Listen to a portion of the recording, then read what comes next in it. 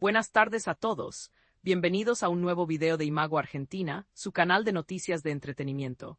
Hoy es viernes 13 de junio de 2026, son las 19:14 y tenemos un programa cargado de información exclusiva que no se pueden perder. Desde homenajes literarios hasta conciertos históricos y los escándalos más resonantes del medio, hoy vamos a repasarlo todo con el detalle que ustedes merecen. Comenzamos con una noticia que marca un antes y un después en la cultura argentina.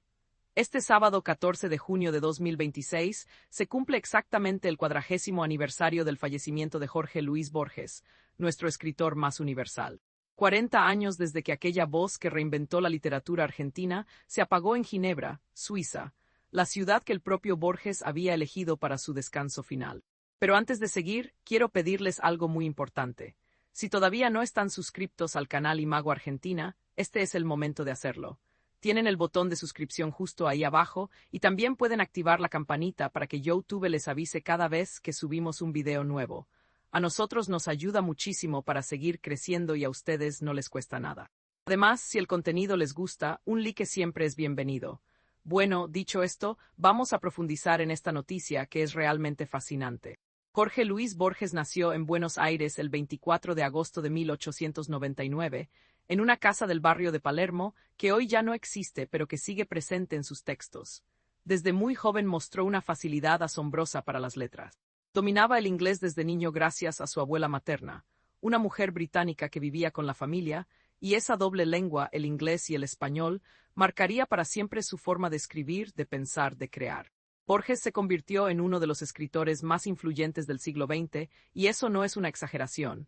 Sus obras se han traducido a más de 40 idiomas. 40 idiomas. Eso significa que personas en China, en Rusia, en Egipto, en Brasil, en casi todo el planeta pueden leer a Borges en su lengua materna.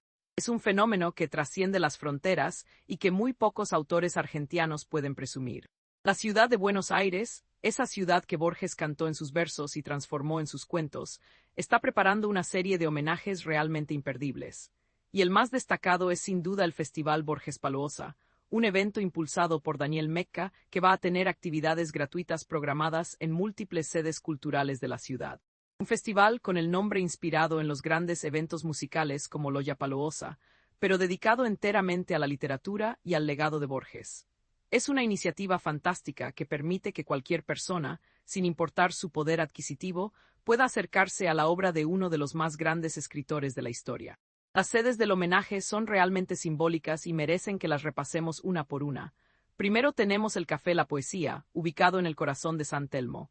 Este café histórico fue refugio de escritores y artistas durante décadas. Borges frecuentó sus mesas, charló con colegas, discutió ideas y lo menciona en varios de sus textos. Es uno de esos lugares donde uno puede sentarse y sentir que el pasado está presente, que las paredes guardan ecos de conversaciones que marcaron la literatura argentina. La segunda sede es el bar London City, frente al mítico edificio Cabanag. Este bar testigo de la historia porteña atesoró conversaciones literarias de la primera mitad del siglo XX. Imaginen por un segundo a Borges joven, quizás con menos de 40 años, sentado en una mesa de ese bar, tomando un café mientras piensa en su próximo cuento. El bar London City es un lugar que respira historia, que ha visto pasar décadas de vida porteña y que hoy se prepara para recibir a los admiradores del genio. La tercera sede del homenaje es el Centro Cultural Recoleta, un espacio que combina tradición y vanguardia como pocos en Buenos Aires. Ahí se realizarán las actividades principales del festival durante junio y julio. Habrá charlas, lecturas, proyecciones y seguramente muchas sorpresas más. El Centro Cultural Recoleta tiene la ventaja de estar en uno de los barrios más lindos de la ciudad, rodeado de cafés, librerías y ese parque que Borges tantas veces caminó. Pero no podemos hablar de Borges sin hablar de sus obras esenciales. Entre las más destacadas se encuentran Ficciones, publicada en 1944, y El Aleph, de 1949. Estas dos colecciones de cuentos revolucionaron la narrativa breve. Borges tenía una capacidad única para condensar en unas pocas páginas ideas que otros autores necesitarían cientos de páginas para desarrollar. Sus cuentos son como laboratorios filosóficos, espacios de experimentación donde el tiempo, el espacio, la identidad y la realidad misma son puestos en duda. El cuento El jardín de senderos que se bifurcan introduce el concepto de tiempo no lineal que influiría en la física teórica y la filosofía. No es casualidad que Borges sea citado en trabajos académicos de física y matemáticas. Su capacidad para imaginar estructuras temporales complejas anticipó desarrollos científicos que recién se consolidarían décadas después. Es como si Borges hubiera tenido una intuición genial sobre la naturaleza del tiempo y del universo, y la hubiera plasmado en literatura. Otro cuento fundamental es La Biblioteca de Babel, que imagina un universo infinito en forma de biblioteca. En ese cuento, Borges plantea una estructura que contiene todos los libros posibles, todas las combinaciones de letras, todo lo que se puede escribir y todo lo que no. Es una metáfora del conocimiento humano, del infinito, de la búsqueda de sentido.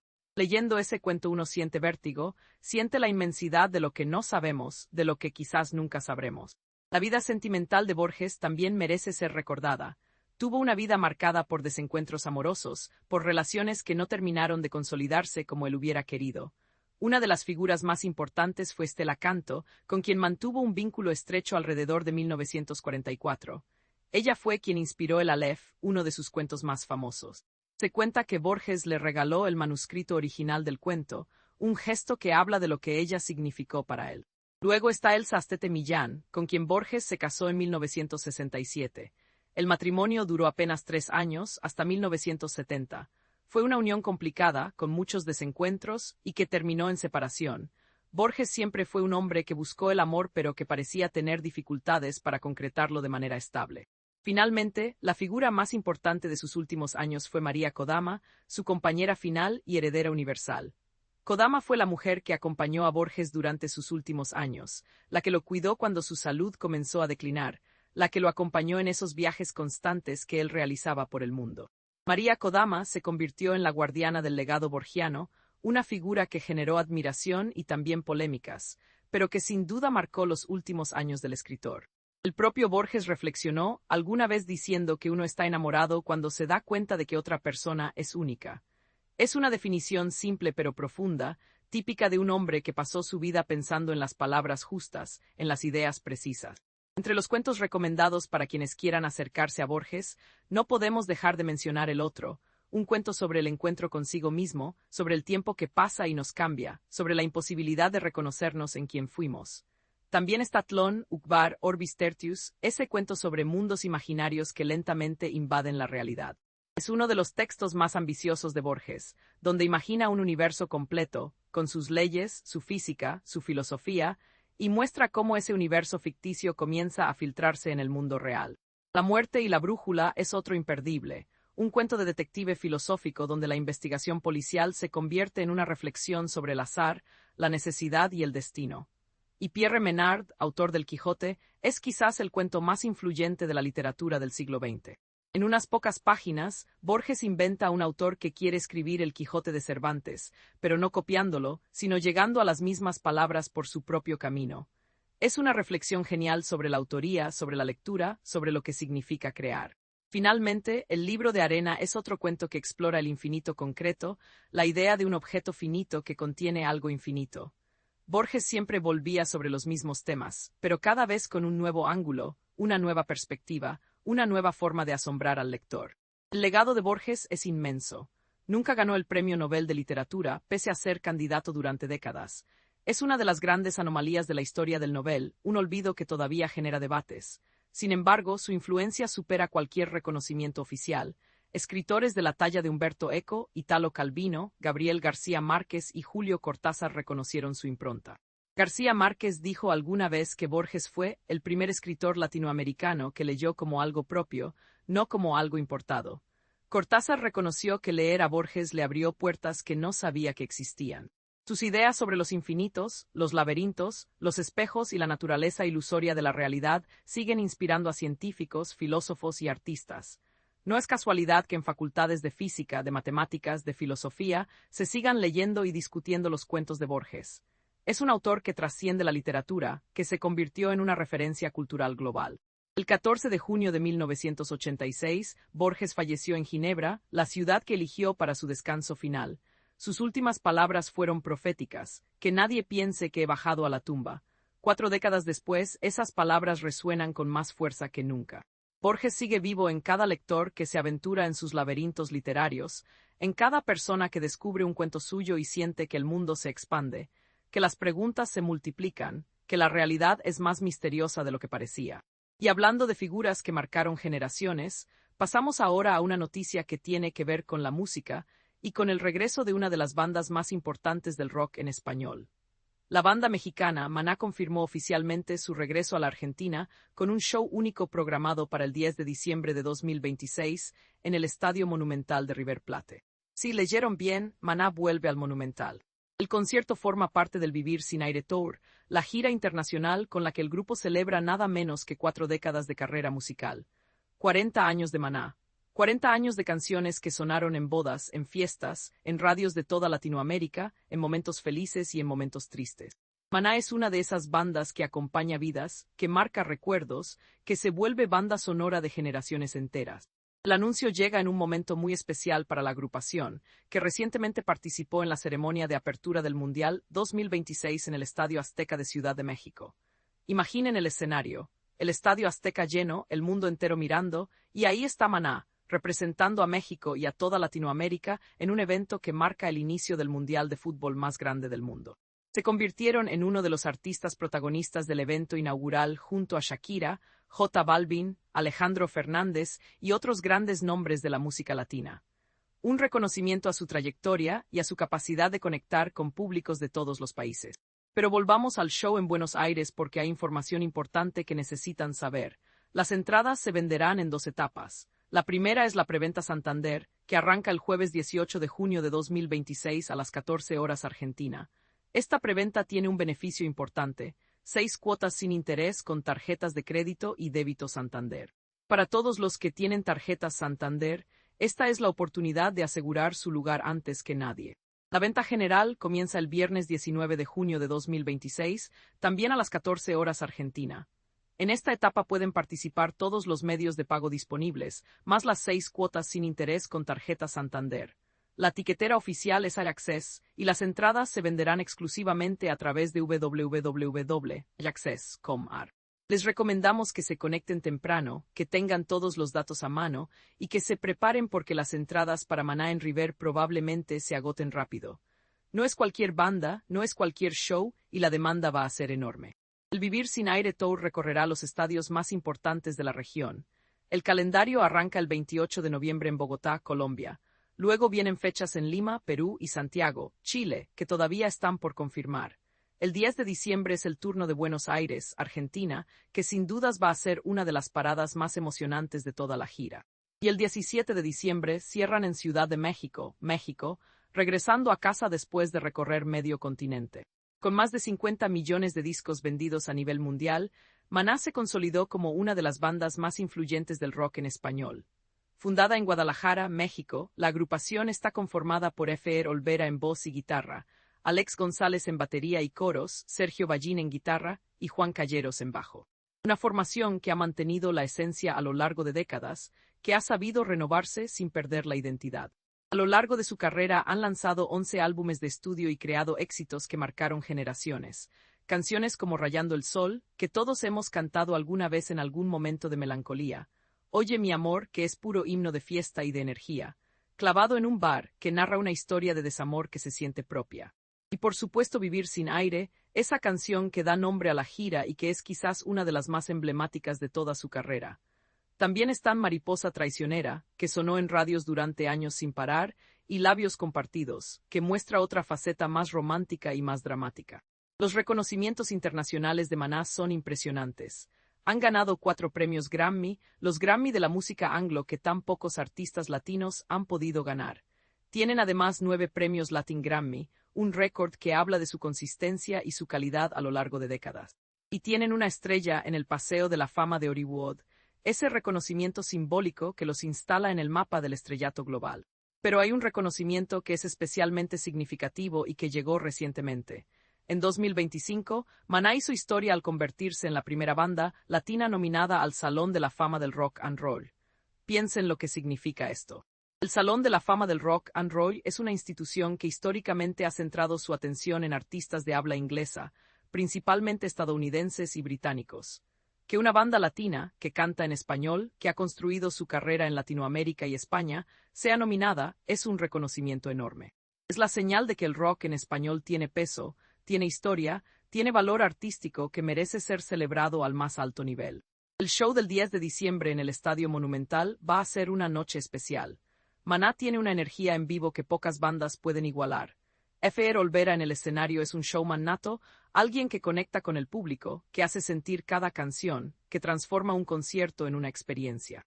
Alex González en la batería es una fuerza de la naturaleza, un músico que le da a Maná una potencia rítmica que es parte fundamental de su sonido. Sergio Ballín en la guitarra tiene un estilo único, capaz de crear solos memorables y riffs que definen canciones. Y Juan Calleros en el bajo es la base sobre la que todo se construye, el sostén rítmico que permite que las canciones vuelen. Para todos los fans de Maná en Argentina, este es el momento de empezar a prepararse. Las entradas van a volar, el Monumental se va a llenar, y la noche del 10 de diciembre de 2026 va a quedar en la memoria de todos los que tengan la suerte de estar ahí. Es Maná celebrando 40 años de carrera en uno de los estadios más importantes de Sudamérica. Es una combinación que no se va a repetir muchas veces. Y antes de pasar a nuestra última noticia del día, quiero hacerles un recordatorio. Si están disfrutando de este video, si les parece que la información que les estamos trayendo tiene valor, los invito a suscribirse a Imago Argentina. Tienen el botón ahí abajo y unirse a nuestra comunidad nos ayuda muchísimo a seguir produciendo contenido de calidad. También pueden dejarnos un like, activar las notificaciones y si quieren pueden comentarnos qué les pareció esta noticia de Borges o de Maná. Nos encanta leerlos y saber qué piensan. Nuestra última noticia del día es más polémica, más fuerte, y tiene que ver con un conflicto que explotó públicamente en los últimos días en el medio del espectáculo argentino. El cruce entre María Julia Oliván y Janina Latorre se originó después de que el conductor Mario Pergolini realizara un discurso con perfil feminista en su programa del 13. El contexto era sensible. Se habían producido marchas contra la violencia de género y el femicidio de Agostina Vega, la adolescente de 14 años asesinada en Córdoba. Pergolini aprovechó su programa para hablar sobre estas cuestiones, para posicionarse desde una perspectiva feminista. Pero esa actitud generó una reacción inmediata de María Julia Oliván, quien trabajó en la productora Cuatro Cabezas entre 2004 y 2007, y que decidió recordar públicamente las situaciones de acoso que dice haber vivido junto al conductor. Es un tema delicado, es un tema sensible, y hay que abordarlo con la seriedad que merece. En su canal de Border Periodismo, Oliván fue contundente en sus declaraciones. Dijo textual que apretar a alguien sin consentimiento contra una pared está mal en 1980, en 1990, en 2000 o en 2020. Estaba haciendo referencia a conductas que atribuye al conductor. La periodista detalló que vivió situaciones muy desagradables, dentro de la oficina de Pergolini y en otros lugares, durante su paso por la productora. Un detalle importante que Oliván aclaró es que Pergolini tenía 40 años en esa época, no 20. Esto es relevante porque marca la responsabilidad del conductor. No estamos hablando de alguien joven que no sabe lo que hace, sino de un adulto en una posición de poder. Oliván añadió que a partir de ese entonces empezó a idear y pensar la manera de no estar más en la tele, por las secuelas. Es una revelación fuerte, que muestra el impacto que estas experiencias tuvieron en su carrera y en su vida. La periodista contó que esas vivencias influyeron directamente en su decisión de alejarse de la televisión tradicional. También contrastó su propia conducta con lo que denunció. Dijo que trabaja con gente copada, que no aprieta contra la pared a ninguno de sus empleados que tienen 10 años menos que ella, que no denigra a nadie, que tampoco se insinúa con gente que no le está dando calce porque es, además, una persona casada. La respuesta de Janina Latorre no se hizo esperar. Desde su programa en El Observador, intentó contextualizar las conductas machistas de otras épocas. Dijo que así eran todos los periodistas en ese momento, que no es que lo está defendiendo, pero que se acuerden de los chistes de Marcelo Tinelli, de las polleritas, de Jorge Lanata. Todos eran así hace 20 años, según Latorre. Dijo que no los está culpando, pero que si el tipo hace 20 años que era de una manera y hoy es de otra, si lo vamos a seguir atacando. La periodista reconoció que Pergolini ha sido muy machista y que no le gustaba laburar con mujeres, pero destacó su evolución actual citando la participación de Evelyn Botto en su programa Otro Día Perdido. Para Latorre, lo importante es que Pergolini cambió, que hoy no mantiene las conductas que se le atribuyen del pasado. Sobre Oliván, Latorre disparó que está muy resentida, preguntó qué le pasa, dijo que termina mal con todo el mundo, que ataca a todo el mundo. Es una respuesta que muchos consideraron descalificadora, que ponía el foco en la supuesta actitud de Oliván en lugar de abordar la denuncia que estaba haciendo. La disputa escaló a X, antes conocido como Twitter, donde ambas periodistas intercambiaron duras acusaciones. Latorre presionó a Oliván para que formalice la denuncia y la comparó con Viviana Canosa, algo que Oliván no tomó nada bien. Oliván respondió preguntando si le dice Canosa cuando hizo un show de la Internación de la Nata, el periodista que la validó. Le preguntó si se acuerda cuando decía que hablaba con Perón, y le dijo que haría sin odiar, cuál es su valor agregado, Latorre. Latorre contraatacó diciendo que chequee lo que escribe, que es genia del periodismo, y le aclaró que lo de Perón no lo dijo ella, lo dijo una abogada en el EAM. El cruce continuó con ataques sobre sus carreras. Latorre dijo que prefiere hacer 80 PNT porque está sobrevendida a vivir de la pauta del Estado como vive Oliván. Le dijo que terminó sola en un streaming con pauta pública porque no la contrata nadie.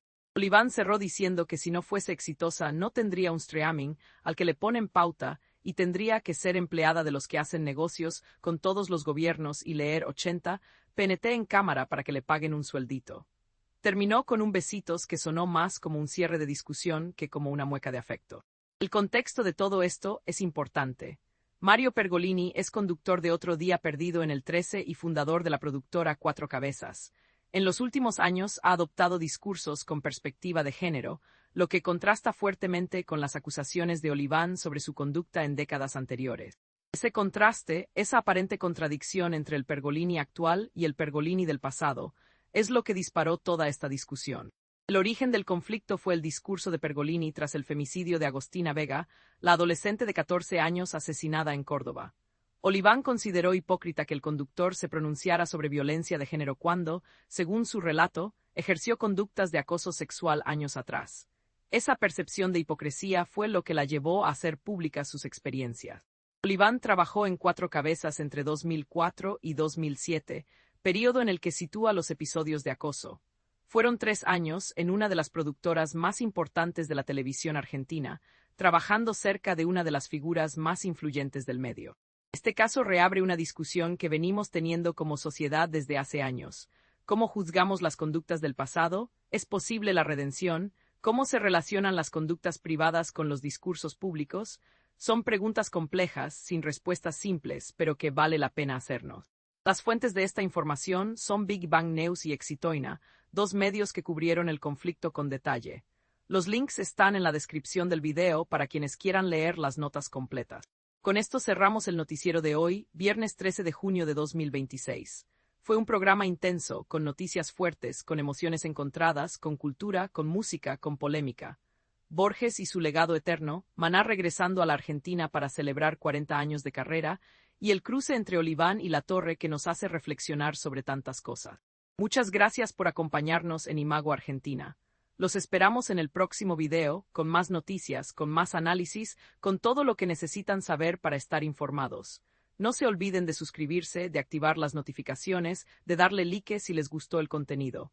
Pueden también seguirnos en nuestras redes sociales para estar al día con toda la información. Hasta la próxima, nos vemos en el próximo video. Chao.